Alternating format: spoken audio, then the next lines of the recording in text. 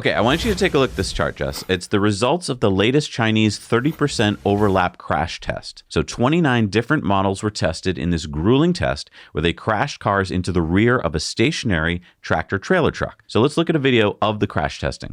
Ouch. That's a realistic test. Yeah, instead of just crashing into a concrete barrier like IIHS does in their 50% overlap test, this test brings in a lot of different elements, like how much does the A pillar of the car protect the passenger? Okay, so back to the chart. What do you see? A lot of different colored boxes, I guess. Okay, so look carefully. Do you see the line that says Model 3? Okay, yeah, the one that's not in Chinese. Now scan across.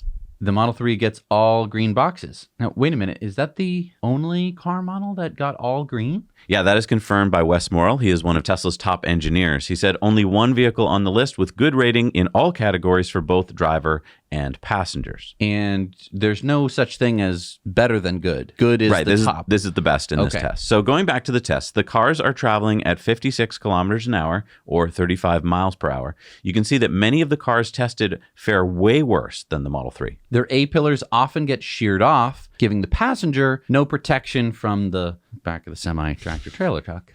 I wish that Eurocap and IIHS would incorporate a similar test because it's realistic. Right, and with so many trucks sharing the road with cars, it would be good to have this information as consumers. Yeah, you can see why Tesla China saw an 18.3% year-over-year increase in Model 3 sales in 2023, selling 147,270 Model 3s in China that year alone. I just wish that we could see that crash test results chart in English, because I don't know what those other car models are. Grok, translate. Here you go. Oh, cool. So now we can see what car models were tested and what the columns represent. Okay, so the left four columns are the driver. And if you look at the crash, the driver isn't really being impacted by... Not that much. That much. I mean, it's still a collision. But the columns are head and neck, chest, hips and thighs, calves.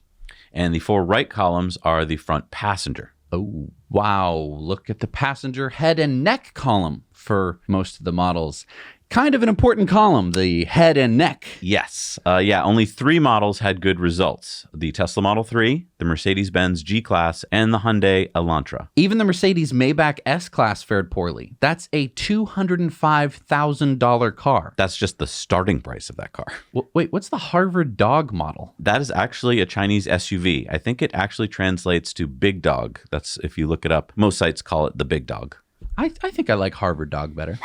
So, I mean, the head and neck column, that's kind of the main test here. Yeah. Because you're driving your into car the back of a truck. Into the back of a truck, and not just like a big wall, right, like most crash tests that we've seen, or like a low car. This is like a very dangerous crash, a fairly, I don't want to say common crash, but I mean, you can see how it would happen. There's a big slowdown on the highway. You don't slow down fast enough. You swerve. Yep. Yeah, and you put the passenger's head just aimed straight at the back corner of the truck. I mean, just think of how many trucks you drive with on the roads every day. Right. And how fast you're going, and how this is a 35-mile-an-hour crash. Right. So this is basically, you're going 65, and the truck in front of you slows down to 30. Right. And you rear end it. And you rear end it because you weren't looking.